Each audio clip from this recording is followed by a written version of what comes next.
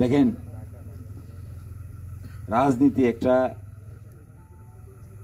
বড় মনের মানুষের কাজ, বিরাট ব্যাপার এটা। প্রবাদ আছে না যে ছাগল দিয়ে তো আর হাল চাষ হয় না। আপনি যত ভালো ছাগলই কিনেন, রাম ছাগল, সাধারণ ছাগল, এটা দিয়ে কি হাল চাষ করা যাবে? হাল চাষ করতে গেলে মিনিমাম গরু লাগে। তো গরু না হলে তো আর হাল চাষ হয় না, এটা গরু লাগবে। তো গরু হলে এটা না হাল চাষ করা যাবে।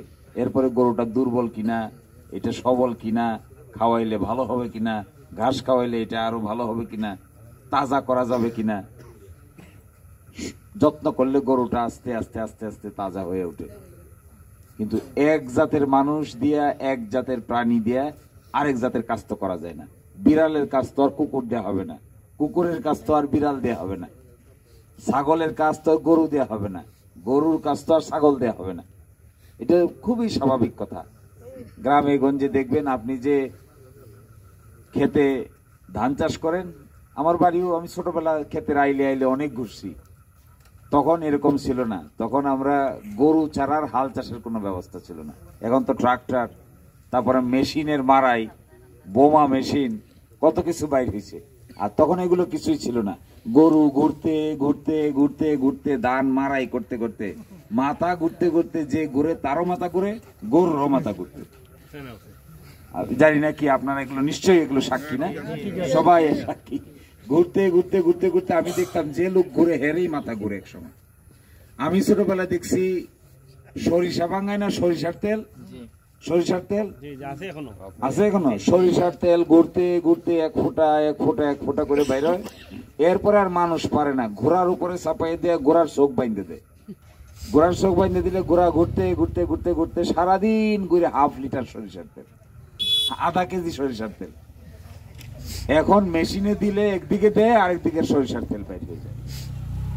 এই জন্য দেখবেন যে বিভিন্ন জিনিসের বিভিন্ন কাজ। আসলে যিনি কৃষি কাজ করেন এটাও একটা অন্য ধরনের কাজ, যিনি চাকরি করেন এটা তার একটা কাজ, যিনি স্কুলে পড়ান মাস্টার তার একটা কাজ, যে ছাত্র তার একটা কাজ।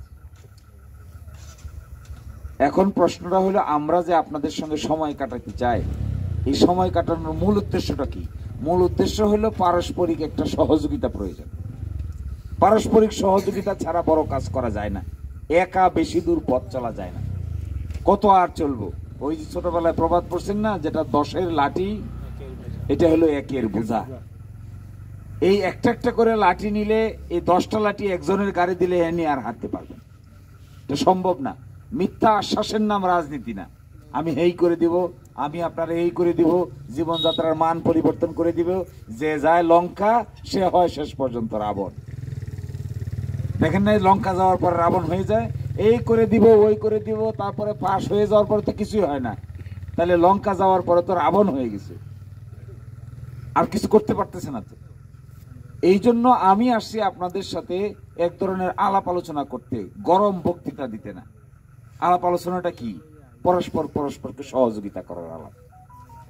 আপনার এই যে সুজনের ভাই বলে গেছেন না, আমরা কিন্তু এখনো জানি না যে একটা সাব রেজিস্ট্রার অফিসে গেলে আমার কাছ থেকে যে টাকা নিয়ে নেয় বাড়তি টাকাটা, এই বাড়তি টাকাটা যেন না নেয়, এই জন্য আমার কি করণীয়? আমি ভয়ে ডরে কেমন করে মোহরিরা টাকাটা দিয়ে খালি বাইরে আসতে পারলি হয় রেজিস্ট্রেশনের কাজ শেষ করে। আমি কিন্তু আর প্রতিবাদ করি না, আমি কিন্তু আর বলি না যে আমাদের স্টাম্পের দাম কত এত টাকা, সরকারি ফি কত এত টাকা, তাহলে এর বাড়তি টাকাটা কই যায়? আমরা বলতে পারি না। তো বলেন, খুব খুশি, কারণ এই রেজিস্ট্রেশনের টাকাটা দেয় কে? যে জমি কিনে সে দেয়, না জমি বিক্রি করে যে সে দেয়? রেজিস্ট্রেশনের খরচটা বহন করে কে? যে কিনে হে ধন দৌলত বেশি না কম? বেশি। তার কাছে 5,000 টাকা কোনো টাকা, 10,000 টাকা কোনো টাকা। সে যদি 50 লাখ টাকার জমি কিনে, তাহলে সাব রেজিস্ট্রারকে 50,000 টাকা দিয়ে সে খুশি হয়ে যায় যে এই কাজটা স্যার কাজটা করে দিয়ে দিচ্ছে। আসলে তো সাব রেজিস্ট্রার 1 টাকাও নেওয়ার কথা না। 1 টাকা নেওয়ার কথা, 1 পয়সা তো নেওয়ার কথা না। সরকারি ফি নেওয়ার কথা, আর ওখানে রেভিনিউ আকারে স্টাম্প কেনার জন্য যে কয় টাকা লাগে এই কয় টাকা নেওয়ার কথা, বাকিটা তো নেওয়ার কথা না। সরাসরি যায় না, তো ব্যাংকও যায়। হ্যাঁ, সরাসরি ব্যাংকও যায়। তাইলে এখন এটার জন্য এই কাজটা করে দেয় কে? মোহরি। আপনারা কে করে দেয়? দলিল লেখক। দলিল লেখক আছে না, মোহরি। দেখবেন সাব রেজিস্ট্রারের অফিসের উল্টা দিকে কতগুলো দোকান হয়েছে না, এই দোকানের মধ্যে এক একজন মোহরি বসে, দোকান সাজাইয়া ফটো স্টেট মেশিন টেশিন নিয়ে বসছে। তার কাজ কি?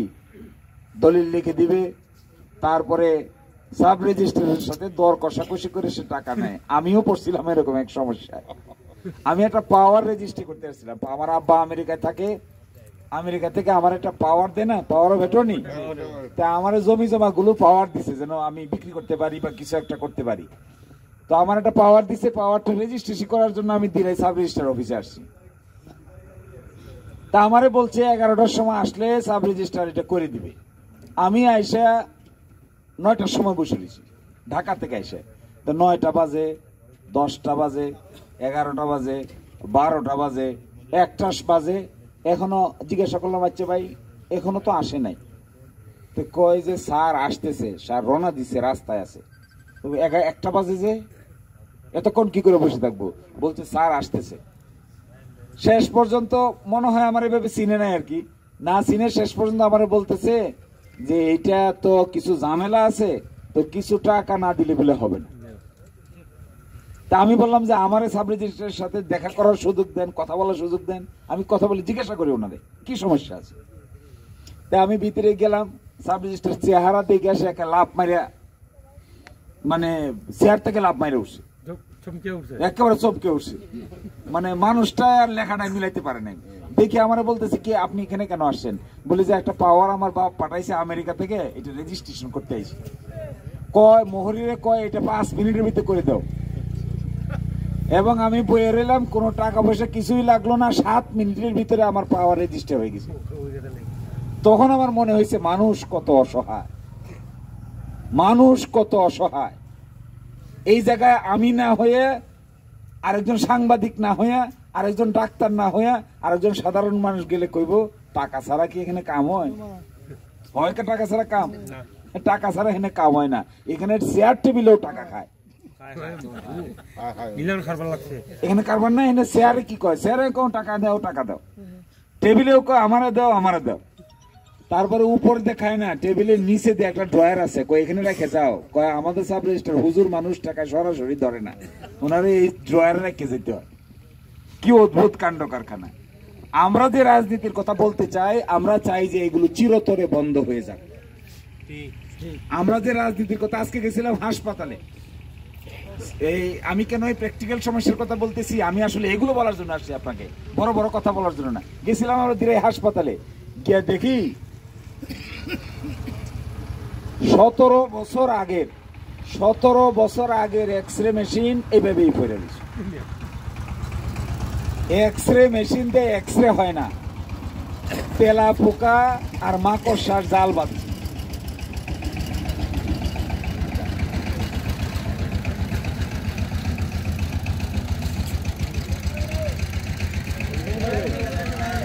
রাস্তার গাড়ি, রাস্তা সার গাড়ি,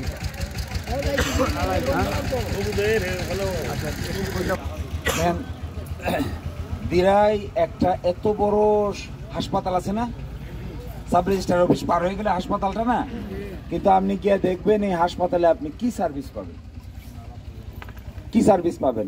ধরেন একজন গর্ভবতী নারী, তার প্রসব বেদনা উঠছে, করিমপুর থেকে তারে দিরাই নিয়ে যাইতেছেন। এই যে রাস্তা দিয়ে আসলাম, এই রাস্তা দিয়ে মোটর সাইকেলে নিতে নিতে, রাস্তার জাকনিতে তার গর্ভপাত হয়ে যাবে, হবে না? এই যন্ত্রণা এই মহিলা সহ্য করতে পারবে? পারবে না তো। এটা এই রাস্তা দিয়ে আমি এজন মানুষ, আমি মোটর সাইকেলের পিছনে বই আসতে আসতে এখন আমার পিঠ ব্যথা করতেছে। তো এখানে নিয়ে তারপরে হাসপাতালে নিবেন, হাসপাতালে কোনো অপারেশনের সিস্টেম নাই, সিজারের কোনো মেকানিজম আছে? অল্প কয়দিন ছিল, যিনি এটা সিজার করতেন উনি এখন বদলি হয়ে অন্য জায়গায় গেছেন। তো এখন যে মহিলা ডাক্তার আমাকে বলছেন যে আমাদের এখানে ওটি আছে, কিন্তু ওটি অপারেশন হয় না। তাই ওটি কেন? ওটি আছে মানে একটা রুম আছে, রুমের ভিতরে মানুষ নাই, ফাংশন করে না। তাহলে এই গর্ভবতী নারীর কি হবে? এই গর্ভবতী নারীর যদি কোনো ধরনের জটিলতা তৈরি হয়, হয় না? জটিলতা তৈরি হয়। আগে তো মানুষের গ্রামের ভিতরেই ধাত্রী ছিল, গ্রামের ভিতরেই বাচ্চার জন্ম হইতো। এখন তো হাসপাতালে যায়, নিয়ে যাইতে হয়। যদি নর্মালি বাচ্চা না হয় তাহলে সিজার করতে হবে। কিভাবে করবে, কোথায় করবে? সুনামগঞ্জে নিয়ে যাও, সিলেটে নিয়ে যাও, রাস্তায় যদি মারা যায়।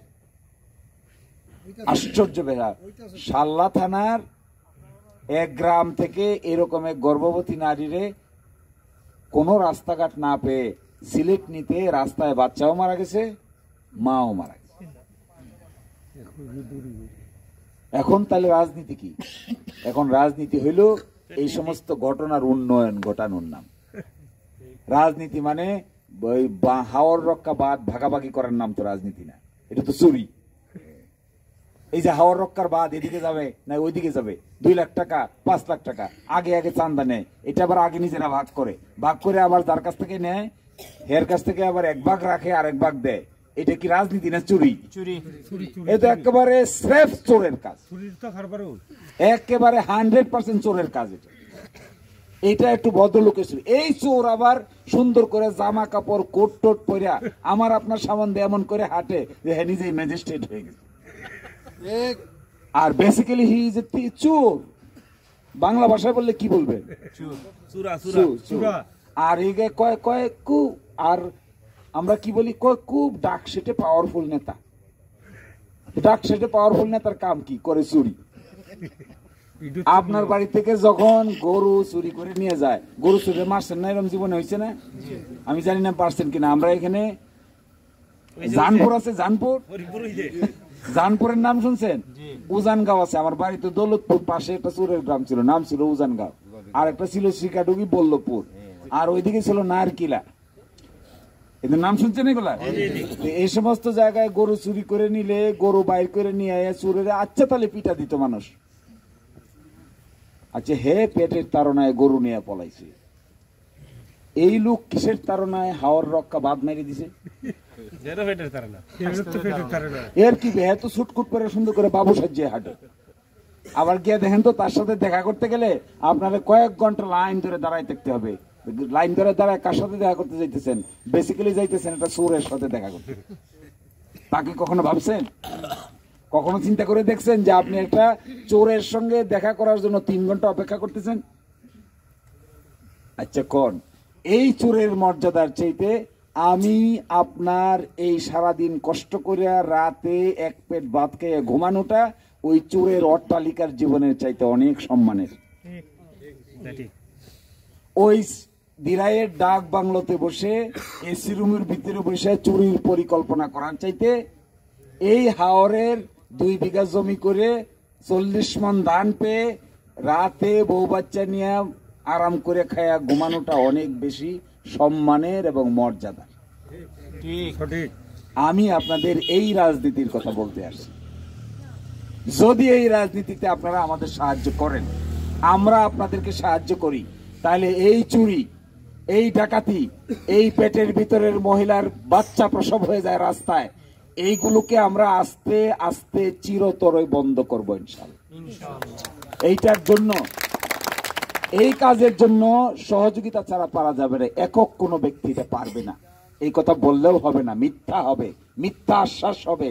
আমি একটা মিথ্যুক হব, আমি একটা অন্যায়কারী হব, এই মিথ্যা আশ্বাস যদি আমি আপনাদের দিই।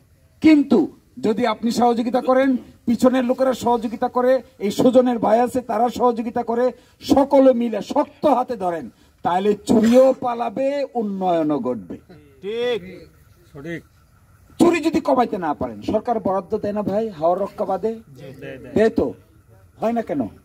প্রতি বছরই যায় কেন?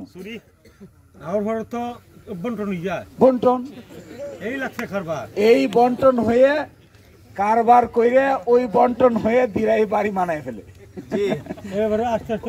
বান দেওয়ার কথা ছিল হাওরে, বানায় ফেলছে এইটা দিয়ে বাড়ির টয়লেট। বান দেওয়ার কথা ছিল হাওরে, এই টাকা নিজের টাকা মনে করিয়া পকেটে রাখিয়া এইটা দিয়ে বানায় ফেলছে নিজের ঘরের টাইলস লাগাইছে। কি অদ্ভুত কাণ্ড কারখানা। আমার মনে হয় সময় আসছে, বাংলাদেশের সময় আসছে, রাজনীতি যারা করবে তাদের মাঝে এরকম স্বচ্ছতা, জবাবদিহিতা, ন্যায়পরায়ণতা, সততা, এগুলো দেখে আমাদেরকে একটা বুদ্ধি করে জনগণকেও এটার পক্ষে বিপক্ষে দাঁড়াইতে হবে। এটা জনগণের কাজ। আপনারা যে বলছেন আপনারা ভালো লোক, আপনারা নির্বিবাদী লোক, আপনারা কেউ কারোর সাথে গোলমাল করেন না, আপনাদের গ্রামে কোনো মামলা নাই, একের সাথে অন্য কোনো বিবাদ নাই, জমি নিয়ে মারামারি নাই, এতটুকু বসে থাকলে এই পরিবেশ থেকে মুক্তি পাওয়া যাবে না। এই পরিবেশ থেকে মুক্তি পেতে গেলে এই অন্যায়কারীদের বিরুদ্ধে, এই অসৎ লোকের বিরুদ্ধে, এই দুর্নীতিপরায়ণ লোকের বিরুদ্ধে, এই মারামারি হানাহানির বিরুদ্ধে বলতে হবে যে এই মারামারি হানাহানি অন্যায়কারী অসৎ লোককে আমরা আর সাপোর্ট দিব না। এইটাই হবে মূল রাজনীতির কেন্দ্রবিন্দু। আর এখানে ধর্ম বর্ণ নাই, কে হিন্দু কে মুসলমান। আরে বাবা, সততার সাথে ধর্মের বিভেদ আছে নাকি? কোন পৃথিবীর কোন ধর্মে মানুষকে অসৎ হইতে শেখায়? কোনো ধর্মেই না। কোন ধর্ম আছে যে কয় অসৎ হোক? কোন ধর্ম আছে যে ধর্মে মানুষকে সৎ হইতে শেখায় না? তাহলে সততার ক্ষেত্রে আপনি দাসই হন আর আমি মোহাম্মদই হই, আপনি রায়ই হন আর আরেকজন চৌধুরী হোক, আপনি তালুকদারই হন আর আমি খেটে খাওয়া মানুষই হই, সততার ক্ষেত্রে আমার আপনার মধ্যে কোনো পার্থক্য নেই। ঠিক। যিনি সৎ লোক তার কলিজা বড় হয়, আর অসৎ লোকের কলিজা দুর্বল হয়। অসৎ লোক কালে ওই যে চোরের মন পুলিশ পুলিশ করে না, চোরের মন হলো পুলিশ পুলিশ করে। উনি বলছে যে চোরের মন হরতরত করে, তাহলে আমি আসলে গরম বক্তৃতা দেই নাই, আমি এটাই শুধু বলতে চাইছিলাম যে ভাষাটা আপনার, সেই ভাষাটা নিয়ে আমি আলাপ করতে চাইছিলাম। আমি যা বলতে চাইছি আপনাদেরকে, আপনারা কি এটা বুঝতে পারছেন? এখানে অত গ্রামার্টিক্যাল বইয়ের ভাষায় বক্তৃতার কিছু নাই। এখানে হলো পরস্পর বোঝাপড়া করা। আমার ল্যাঙ্গুয়েজ যদি না বুঝেন, আমার ভাষা যদি না বুঝেন, তাহলে কি হবে? আপনার ভাষা যদি আমি না বুঝতে, এই যে আপনি বলেন না অরতরত করে, এই অরতরত করেটাও একটা, এটা কি একজনে বলে? এই গ্রামে হাজার হাজার লোক বলে না যে অরতরত করে, এইটাই সুরের মনে এই পুলিশ পুলিশ করে। তো আমরা আসছি এখানে এই চোরদের বিরুদ্ধে অবস্থান নিতে। আপনারা, আমি কিন্তু কথা শেষ করে দিচ্ছি এই কথা বলেই, আমি আপনাদেরকে কোনো কষ্ট দিতে, কোনো ধরনের বড় বড় রাজনৈতিক বলি দেওয়ার জন্য আসি নাই। আমরা আসছি আমরা মিলে, কাঁধে কাঁধ মিলে, পাশাপাশি থেকে সত্যের পক্ষে মিথ্যার বিরুদ্ধে, সততার পক্ষে দুর্নীতির বিরুদ্ধে আমরা অবস্থান নিব। পারবেন আপনারা? সাহায্য করবেন আমাদের? এই জন্য চলেন কিছু কাজ করি। যদি আমরা ভালো করি আমাদের সাপোর্ট করবেন, আমরা যদি খারাপ করি আমাদেরকে কানে ধরে বিদায় করি। সবাইকে অসংখ্য ধন্যবাদ।